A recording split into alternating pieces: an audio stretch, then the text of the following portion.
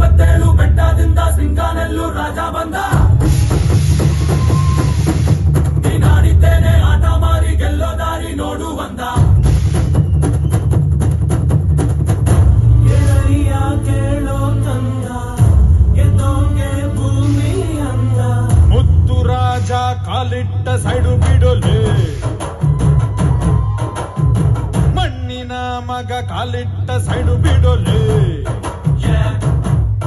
77 ಬೆಟ್ಟದಿಂದ ಸಿಂಗಾನೆಲ್ಲೂ ರಾಜ ಬಂದ. ನೀನಾಡಿದ್ದೇನೆ ಆಟ ಮಾರಿ ಗೆಲ್ಲೋ ದಾರಿ ನೋಡು ಬಂದ. ಸಿದ್ಧ ಈ ರಾಜ ಬೋಲೋ.